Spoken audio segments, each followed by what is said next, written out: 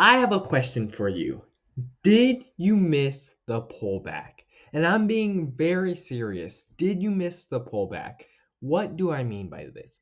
What I mean by this is look here. Yesterday, the altcoin season index was at 67. Today, it's at 71. Last month, it was at 36. We had a pullback. Right here, you can see we had a nice pullback into out of altcoin season, and now we're pushing up to 71. At 75, it is an altcoin season, and I will show you on the charts why, if you missed it, you missed out on some serious gains. Yesterday, the whole market pulled back. Not just one coin, not just two coins, basically the whole market pulled back, and the entire crypto market was in a dip. But today is a different story. Look at how much green there is across the whole market. The whole market is super green, and that is because we had the giant dip yesterday. After a pullback, then there is always a push up. I shouldn't say always. Generally, after a pullback, there is strong push towards the upside because the market is like a slingshot. Before it can go up, it has to go and gain momentum, and it does that by going back, by going down. Before it can go up, it has to go down. And yesterday I made a video talking about how, because it had gone down, now was a great time to be buying into these coins like WIF, coins like Ponke. A lot of these coins were down on the day, they were down on the hour. So it was nice to see a pullback so that you can get in, because it was ultimately, at the end of the day, going to go back up. It is what happens in these markets.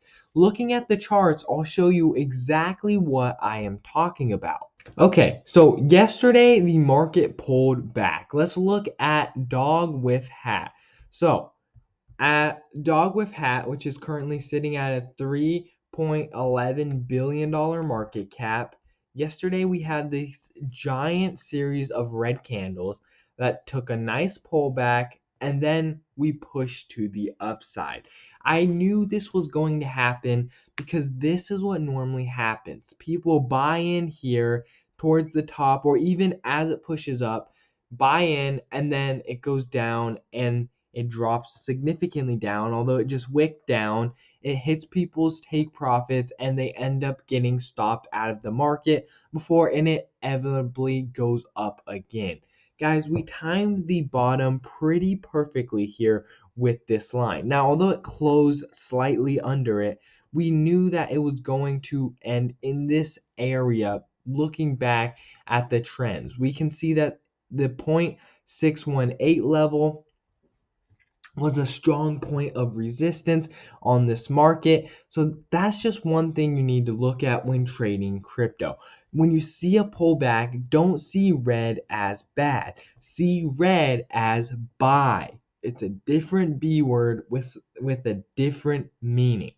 Buy, not bad. That is what you need to think of when you see red in the market. Obviously, be careful when you are seeing these pullbacks, because that does mean the market is going down, and it doesn't go up forever. It does eventually go down, and we have a bear market. But as of now, in moves like this, with that pullback, that was not a super significant pullback to where we needed to start scrambling and selling everything we had. It was simply a slight pullback to bring us back to the 0.618 level. Now, let's look at a couple others, like Peanut the Squirrel. Peanut the Squirrel here. Here we are. Peanut the Squirrel. It actually pretty much timed the previous bottom. So it went down. It only took about 3 candles here to go down, but then it hit our repeatable area of support. It hit this. It's done it a couple of times here. You can see it hit about 6 times right here before going up. And so now when it comes down, and once it comes down, people freak out and they start selling everything. Although it closed a little under it, not enough to be a huge deal. So, what's my point here? Why am I showing you these charts?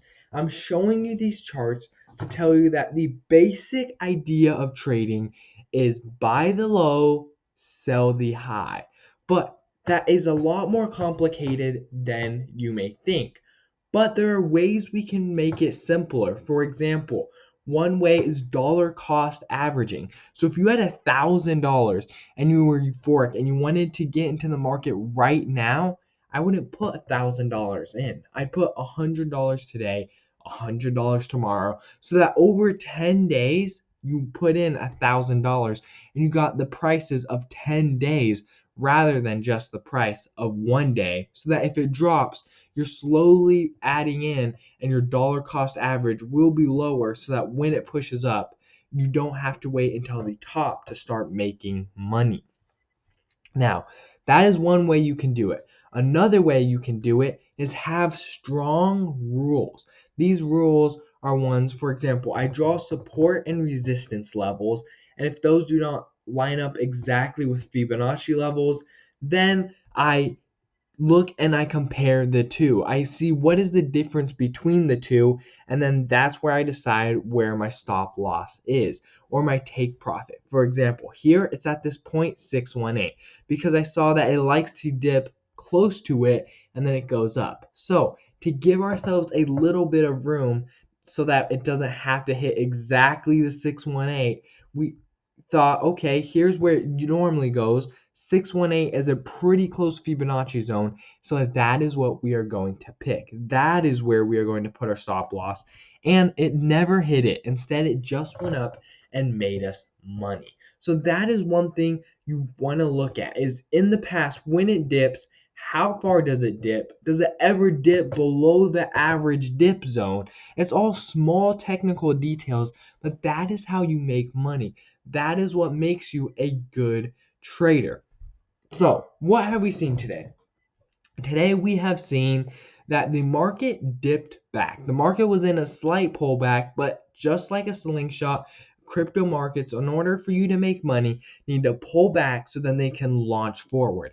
And when they launch forward, they don't go candle by candle. They don't do one candle and then give you a day to get into the market. The next candle give you a day. No, they tend to shoot up like here. Peanut the Squirrel here, $1 billion market cap, and it shot up. It shot up right here from 43 cents to $1.67. It shot up over $1, guys.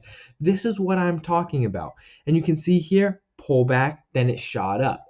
So that's why when you see pullbacks, don't freak out. Don't listen to everybody you see on Twitter, the random guy, your mom's boyfriend's ex-husband's daughter's dog who made a post about Bitcoin. Don't listen just to them. If they're getting scared, think about why they're getting scared and then decide what you want to do. Look at the charts. The charts don't lie. People do, charts don't. So, subscribe so that you never miss a daily update. Because if you would have subscribed yesterday, watched the video, and then bought, you would be up. But you can only do that if you subscribe. If you subscribe, that's how you're able to find out exactly what I am doing every day, what trades I'm making, how I'm making money, and what's going on in the market. And I not only look at just the main coins, I look at meme coins. I look at both combined, and I also look at projects that I think are going to shoot up significantly within the next couple of days. So, subscribe so that you never miss out on a daily video. And remember, this is not financial advice. Do what you want with your money. At the end of the day, it is your money. I am not your financial advisor. I am simply just trading cryptocurrencies on the market to try and make some more money. And this is what you're doing. You're just simply following along and watching me and seeing my strategies.